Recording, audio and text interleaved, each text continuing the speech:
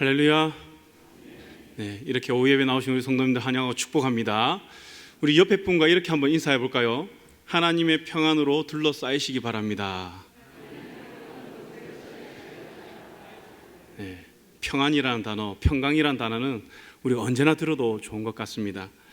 오늘 이 자리에 모인 우리 모든 성도님들에게 하나님의 평안이 여러분들의 삶을 둘러싸시는 그런 은혜가 있기를 바랍니다. 또한 이미 우리에게 주신 이 평안을 우리가 잃지 않고 잘 지켜나가시기를 소망합니다. 예레미야 29장 말씀을 보면 하나님께서 우리를 향한 그 뜻이 무엇인지를 말씀하고 있습니다. 하나님께서는 우리를 향한 그 생각이 재앙이 아니라 평안이라고 말씀을 하셨습니다. 그리고 이 평안을 통해서 우리에게 미래와 희망을 주는 것이 하나님이 우리를 향해서 가지고 계신 계획이고 생각이라는 것이죠. 이를 위해서 하나님께서는 뭐라 하냐면 내게 와서 온 마음으로 하나님을 구하라고 이야기합니다. 그렇게 하면 어떻게 하신다? 그것을 다 들으시고 하나님께서 만나주시고 그들이 찾을 것이다 라고 이야기를 하는 것이죠. 그렇기에 우리는 얼마든지 하나님을 구할 수 있고 또 구함을 통해서 하나님이 우리를 만나주실 줄 믿습니다. 그리고 하나님의 평안이 우리에게 충만할 줄 믿습니다. 예. 그런데 좀 어떻습니까? 여러분, 우리가 그 평안을 온전히 다 누리고 살아가고 있습니까? 세상의 많은 문제 앞에서 우리는 종종 하나님의 그 평안을 빼앗기고 인지하지 못하고 살아갈 때가 많이 있습니다. 현대를 살아가는 이 그리스도인 사람들을 보면 참 그러한 부분들이 안타까운 것 같아요. 이미 주셨는데, 이미 주셨음에도 불구하고 두려워하고 떨며 살아가는 그런 모습들, 하나님이 이미 주셨기에 우리는 얼마든지 누릴 수 있는데도 불구하고 그것을 누리지 못하고 살아가는 그런 모습들, 우리가 종종 보게 되고 나에게서도 그러한 모습이 나타나죠. 그럼에 있어서 오늘 우리가 15장 말씀을 읽었지만 역대하 14장 말씀부터 쭉 이어져 나오는 그 아사 왕의 삶을 통해서 우리가 어떻게 하나님의 평안을 누리고 또 그 평안을 지킬 수 있는지 우리가 함께 알아보도록 하겠습니다. 먼저 아사 왕의 신앙 배경을 우리가 한번 보면 아사 왕의 아버지가 누구냐? 바로 아비야 왕입니다. 잘 모르시겠죠? 네. 아비야 왕의 아버지, 그러니까 아사 왕의 할아버지는 누구냐? 르호보암입니다. 좀 들어보셨죠? 그럼 증조 할아버지는 누굴까요? 솔로몬입니다. 예. 그리고 그 고조 할아버지는 다윗 왕. 딱 보면 어떻습니까? 우리가 항상 그렇게 기도하고 외치는 신앙의 명문 가문 아닙니까? 예. 그러한 명문 가문에서 그는 태어났습니다. 그런데 안타깝게도 이 가문이 어떻습니까? 솔로몬 그 말년부터 이제 영적으로 타락한 모습들이 보이기 시작하죠. 그러면서 그러한 타락한 모습들이 아비야 왕에게까지 쭉 내려옵니다. 아비야는 선조들의 길을 다 버리고 그는 자신의 육신의 즐거움에 따라 그는 살아갔고요. 대표적으로 그는 왕실에 우상 숭배를 할 수 있도록 우상을 딱 세워놨습니다. 그리고 그는 철저하게 우상 숭배를 하는 삶을 살았어요. 이러한 환경에서 이제 살아온 아사 왕, 그의 신앙은 어땠을까요? 그가 신앙생활하기 힘들었겠죠. 우리도 그렇잖아요. 불심이 가득한 그 집, 그리고 이제 어떠한 날만 되면 이제 구타러 가고 이러한 집에 살면 얼마나 힘듭니까? 그런데 아사 왕도 이러한 환경에 있었다는 것이죠. 그렇다면 북이스라엘, 지금 이제 아사 왕은 남유다 왕입니다. 그럼 옆에 북이스라엘의 상황은 어떨까요? 신앙생활하기 너무 좋았을까요? 결코 그렇지 않습니다. 북이스라엘을 보면 이 남유다보다 더 피폐했습니다. 이 아사왕이 즉위하는 이때 아사왕이 한 41년을 즉위하는데요, 그동안 북이스라엘 왕이 7번 바뀝니다. 특히 북이스라엘의 이 초대 왕 여로보암 이 왕은요, 그 대대로 이어져 내려오는 공통적인 이제 그런 성경에 나온 단어가 있습니다. 그 이제 후손들에게 무엇이라고 하냐면 여로보암의 죄. 계속해서 이 여로보암의 죄, 초대 북이스라엘 이 왕이었던 이 여로보암의 죄 때문에 이것을 해결하지 못하였기 때문에 이 북이스라엘은 어떻게 보면 남유다보다 더 피폐하고 치열하고 악한 왕으로서 하나님 앞에 그렇게 불림을 받게 되었습니다. 그럼 이 여로보암의 죄가 크게 어떻게 나눌 수 있을까? 한 세 가지로 볼 수 있는데요. 첫째가 무엇이냐면 단과 베델 사이에 이제 금송아지 신상을 세웁니다. 그리고 두 번째는요, 이제 제사장을 누구를 세워야 되죠? 레위 지파 사람을 세워야 되죠. 그런데 그냥 일반 백성을 이제 제사장으로 세웁니다. 그리고 세 번째는요, 이 절기를 하나님이 명령하신 절기가 있습니다. 정확하게 지켜야 되잖아요. 그런데 이 유다의 이 절기를 비슷하게 변형시켜서 그들만의 새로운 종교 정책으로 삼아서 절기를 지키게 되었어요. 한마디로 말하면 이들은 하나님을 온전히 섬기지 않았다는 겁니다. 남유다와 북이스라엘의 왕은 다윗의 자손으로서 누가 봐도 신앙의 명문 가문이지만 이 가문 자체가 각 개개인의 신앙을 보증하지 않는다는 것을 우리가 알 수가 있습니다. 이렇게 우상숭배가 만연한 가문에 아사 왕은 10대 초반의 나이로 이제 왕의 자리에 앉게 됩니다. 여러분 너무 어리죠. 10대 초반에 왕이 된다. 한 나라를 다스린다는 것은. 그리고 옆에 북이스라엘을 보니까 이 아사 왕이 즉위할 그때에 서로 친족을 죽이면서 이 왕자를 탈환하기 위해 그렇게 치열하게 속된 말로 이 왕궁에 정말 이 피비린내가 나는 그러한 일들이 비일비재했습니다. 옆에서 그것을 본 아사 왕은 마음이 어땠을까요? 10대의 이 왕이 불안하기도 하고 떨리기도 하고 또 주위에 많은 이제 원로 어르신들 이분들의 이제 그런 눈총도 받아야 될 것이고 쉽지가 않았을 것입니다. 그렇다고 뭐 나라의 상황이 좋았느냐? 그것도 아닙니다. 국력이 강하여서 주변국으로부터 위협을 전혀 받지 않는 것도 아니었고요. 경제력이 좋아서 주변국에 비해 넉넉하게 그렇게 살았던 것도 아닙니다. 국민들도 또 뭐 한마음이 되어서 막 나아갔던 것도 아니에요. 이러한 어려운 상황 가운데서 10대 초반인 이 어린아이가 왕이라고 하는 이 직위를 감당하는 것은 결코 쉽지가 않습니다. 그렇기에 누구도 이 아사 왕이 통치하는 기간 나라가 평안할 것이다, 나라의 평안을 가져올 것이다 라고 기대를 안 했을 것 같아요. 그런데 성경을 보면 뭐라고 하냐면 아사 왕이 제위하는 41년간 남유다는 평안을 누렸다라고 이야기를 해요. 그의 제위 기간이 약 41년입니다. 여러분 북이스라엘 왕이 한 7번 바뀌는 이때에 한 왕이 한 나라를 통치한 것입니다. 41년이라는 이 기간은요 결코 이게 유지할 수 있는 쉬운 기간이 아니죠. 하나님의 은혜가 없이는 그 당시에 하나님의 은혜가 없이는 불가능한 그러한 기간입니다.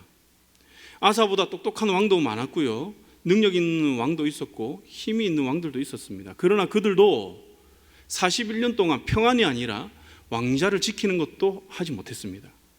그런데 이 아사 왕 때는 어떻게 해요? 평안을 41년 동안 누렸다는 것이죠. 그렇다면 아사 왕은 어떻게 이 평안의 축복을 누릴 수 있었을까? 이를 알기 위해서는 하나님이 어떤 사람에게 이 평안의 축복을 주는지 우리가 먼저 알아봐야 하는데 이사야 26장 3절과 4절 우리 한번 읽어보겠습니다. 시작.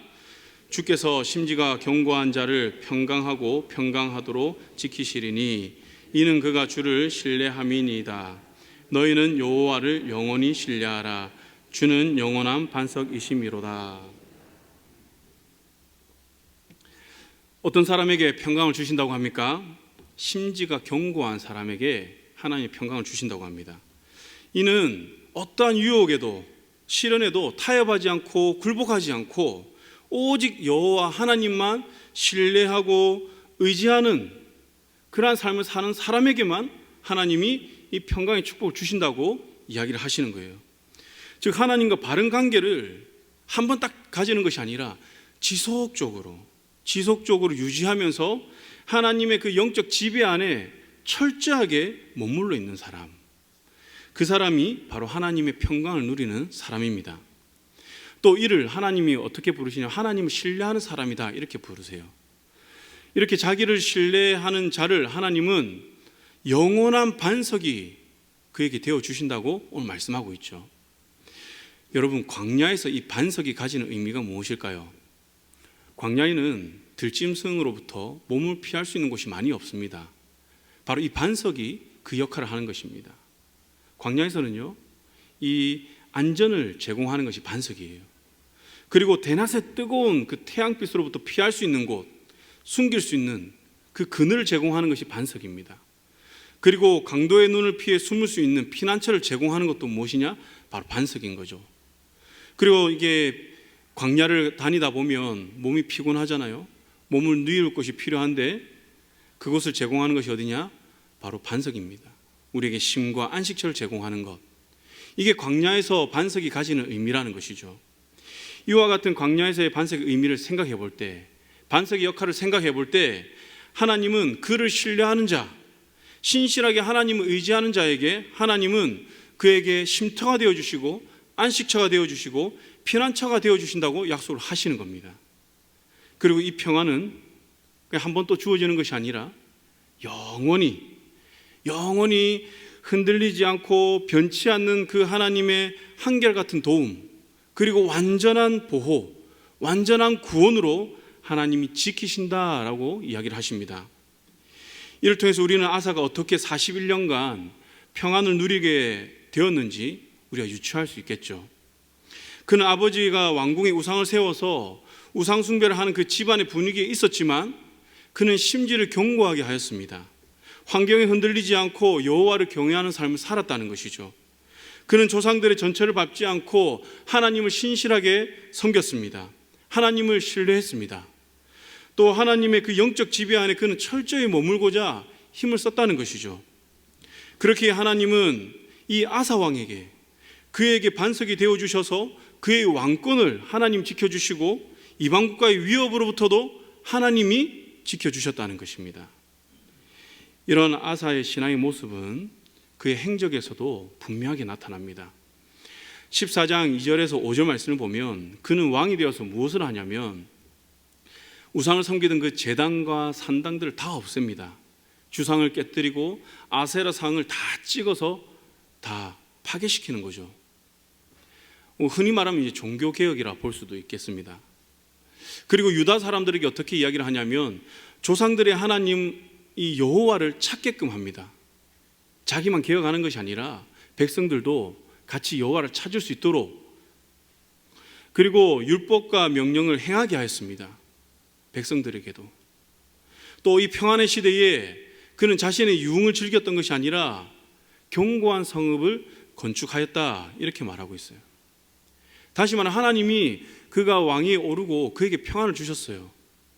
근데 그는 그 평안을 자기를 위해 누리는 것이 아니라 이 평안의 때에 이것을 허비하지 않고 하나님의 그 때를 위해, 언젠가 모르지만 다가올 그 환난의 때를 위해 준비를 하고 있었다는 것이죠. 그래야 해서 그는요, 개인의 신앙개혁은 물론이고 국가의 신앙개혁까지 그는 이루었습니다. 언제요? 10대 초반의 나이에. 그런데 그 평안이 이제 한 10년 정도 이제 지납니다. 10년 정도 지났을 때에 어떠한 일이 일어나느냐. 갑자기 이제 구스의 세라라고 하는 사람이 100만 대군을 이끌고 이제 아사에게 옵니다. 그것을 보았을 때 마음이 어땠을까요? 아사 왕의 마음이. 10년 동안 평안의 때를 누렸어요.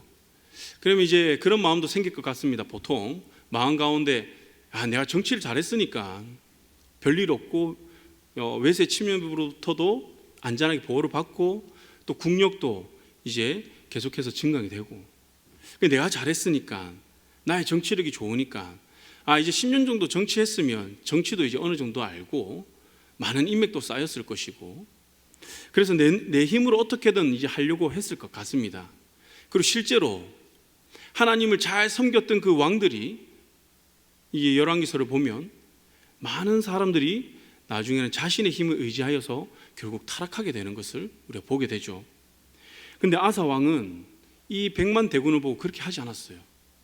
그도 마음에 두려움이 있었겠죠. 그런데 그는 그 시점에 무엇을 했느냐? 하나님 앞에 기도를 했습니다. 그 기도의 내용이 역대하 14장 11절에 나오는데 우리 함께 읽어보겠습니다. 시작.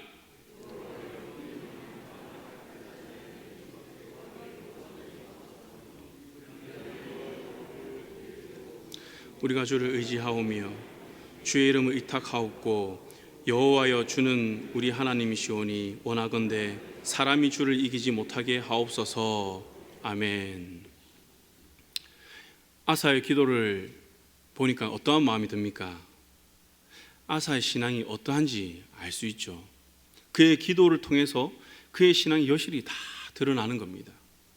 그는 100만 대군이 두려웠을 수도 있겠죠. 그러나 그는 그럼에도 불구하고 다른 왕들에게 주위의 이웃 국가에게 손을 내미는 것이 아니라, 다른 우상을 찾는 것이 아니라 하나님 앞에 무릎 꿇고 그는 기도했던 것입니다.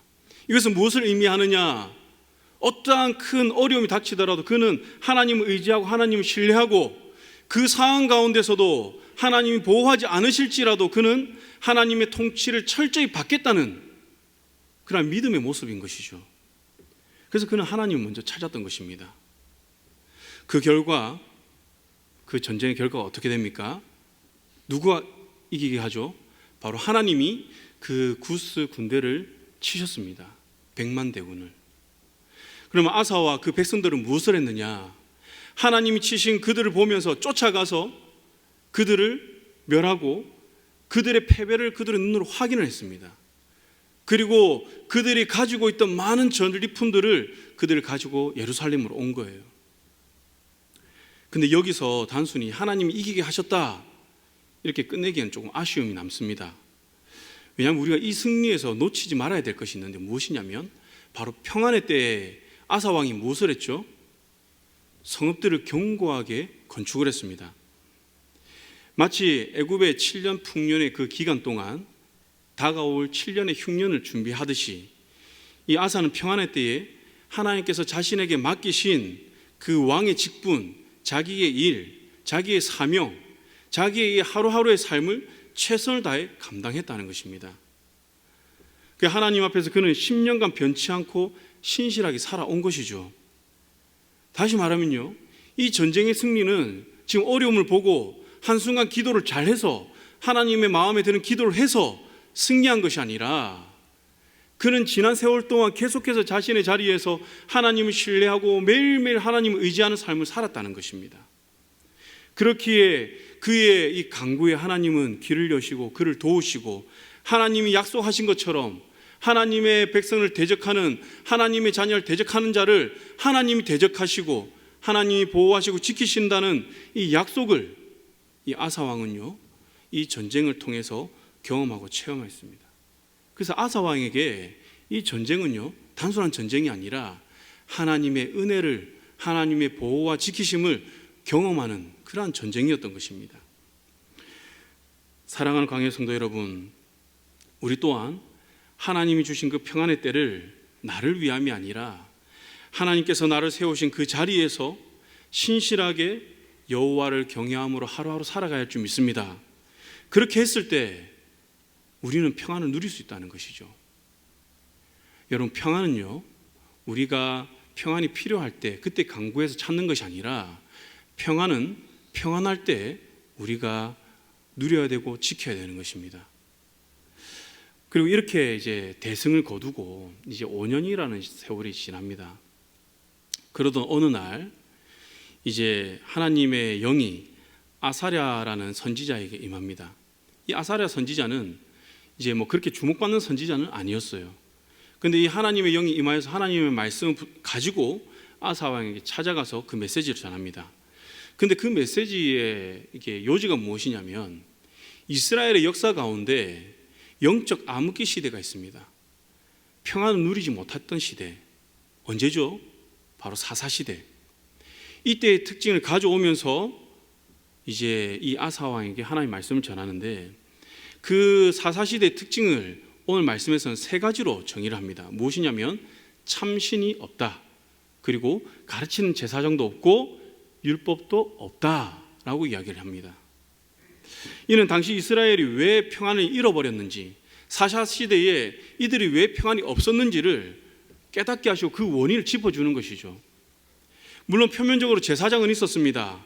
하나님을 섬기는 것처럼 보였습니다. 그러나 백성을 가르치는 자들이 없었고, 그렇기 때문에 이 백성들은 하나님을 알 수가 없었어요. 하나님 율법도 알 수가 없었습니다. 그렇다 보니 하나님을 알 수도 없겠죠. 하나님에 대한 인지도 없습니다. 그래서 각자의 속임에 옳은 대로 그들은 종교 생활을 했던 것입니다. 그러나 이제는 이 아사 왕의 시대에는 이 국가적 상황이 달라져야 한다는 것을 하나님은 말씀하십니다. 어떻게 해요?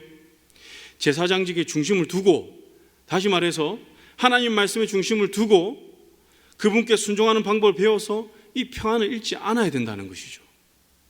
하나님은 그렇게 선포하시고 아사를 격려합니다. 이러한 선지자의 말을 들은 아사는 어떻게 반응을 하죠?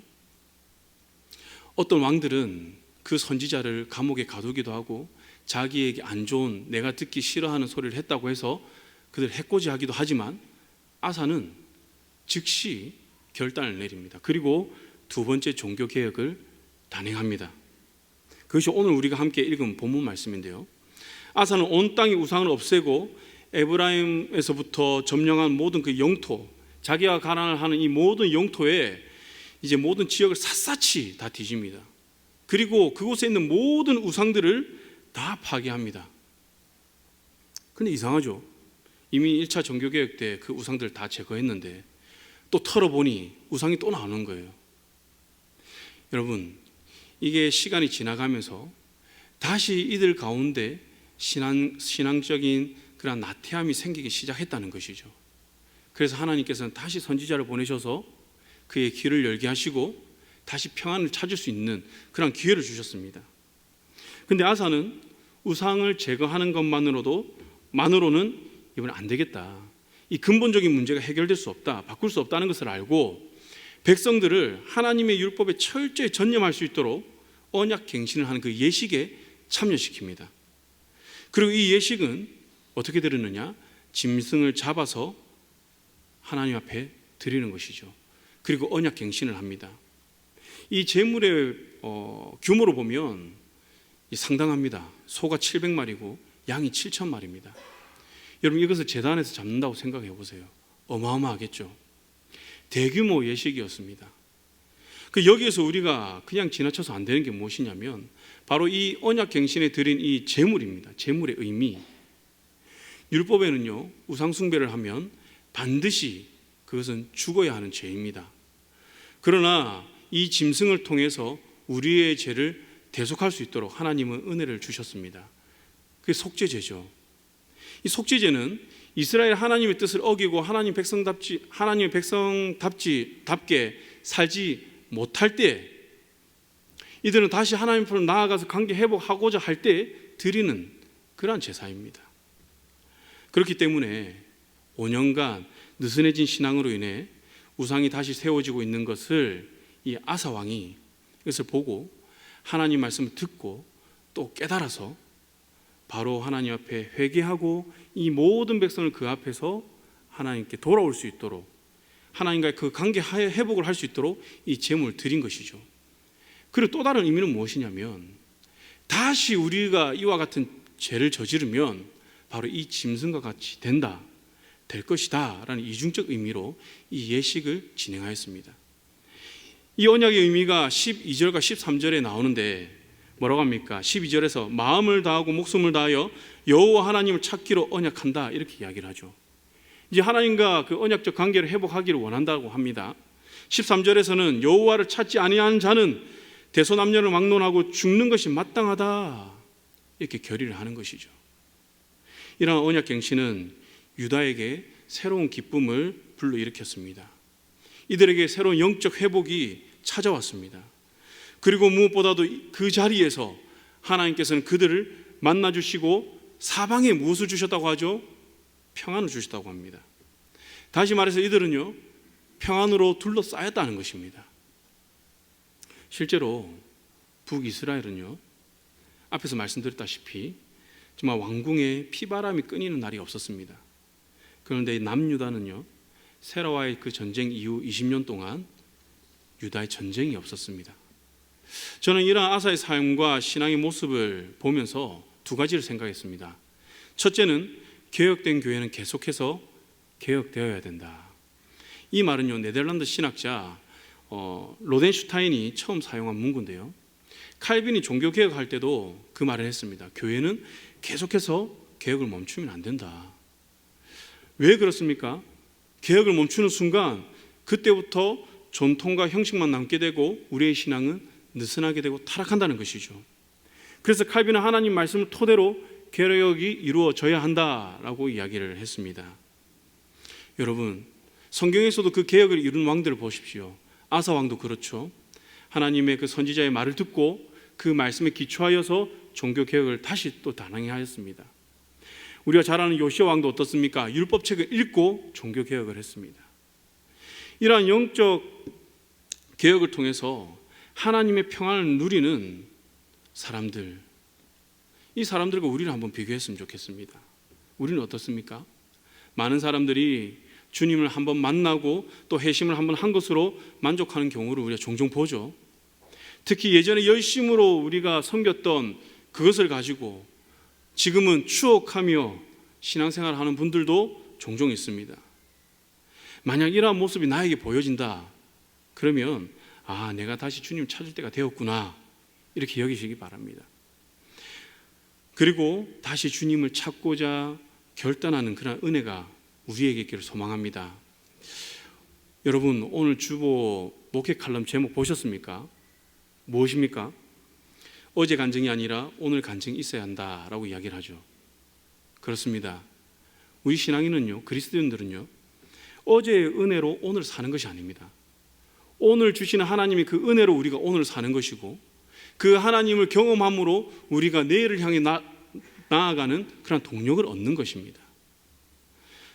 여러분, 오늘 주시는 그 은혜를 사모하시기 바랍니다. 어제의 것을 가지고 오늘 살려고 하지 마시기 바랍니다. 그리고 한 가지 더 우리가 알 수 있는 것은 무엇이냐면 이러한 성화의 삶, 개혁의 삶을 위해서는 스스로 개혁해야겠다는 확고한 의지와 실천력이 필요하다는 것이죠. 마음만 먹어서는 안 되는 것입니다. 아사 왕이 처음 개혁하려고 할 때 그는 나이가 어땠습니까? 연소였죠. 10대 초반이었습니다.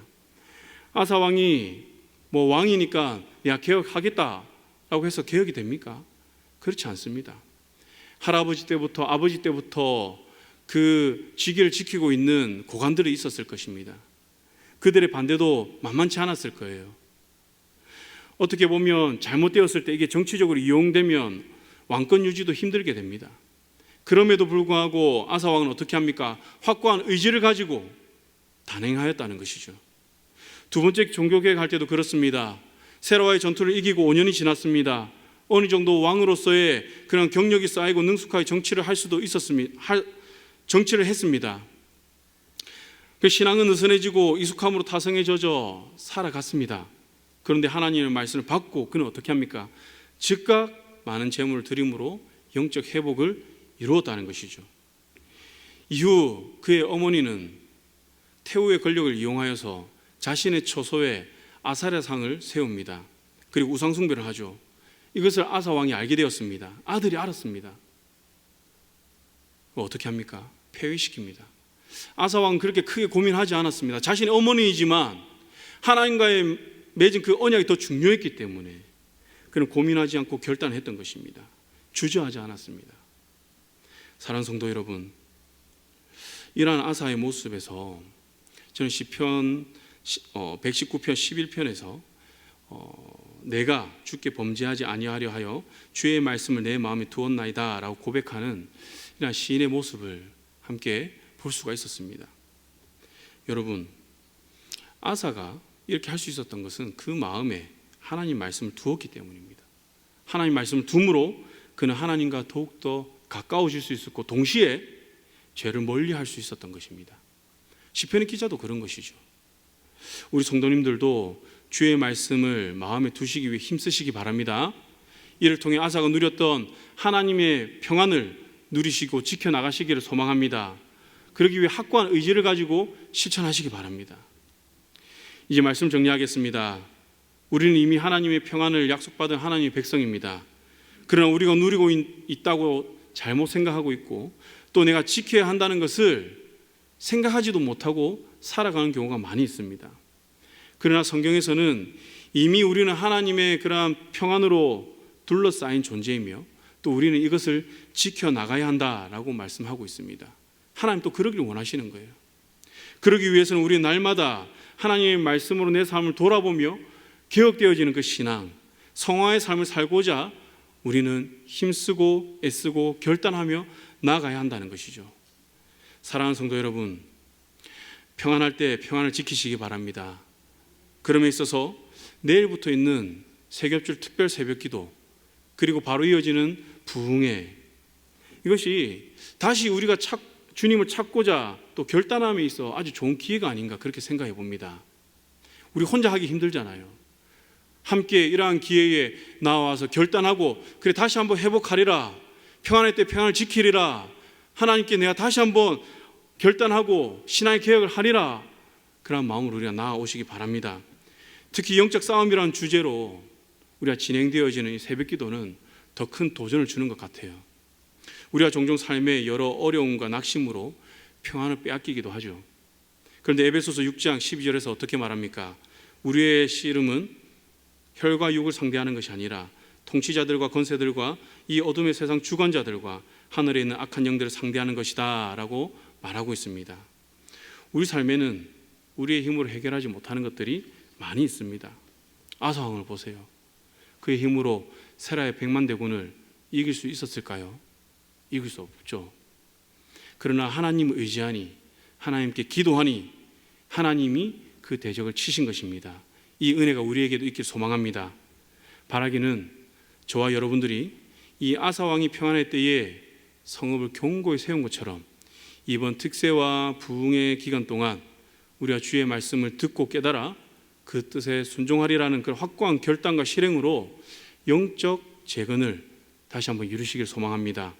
그리하여 우리가 빼앗긴 그 평안을 다시 찾으시고 삶의 많은 문제와 영적인 문제로부터 지키시고 보호하시는 영원한 반석 되시는 하나님의 그 은혜를 경험하는 귀한 시간 되시기를 소망합니다. 기도하겠습니다.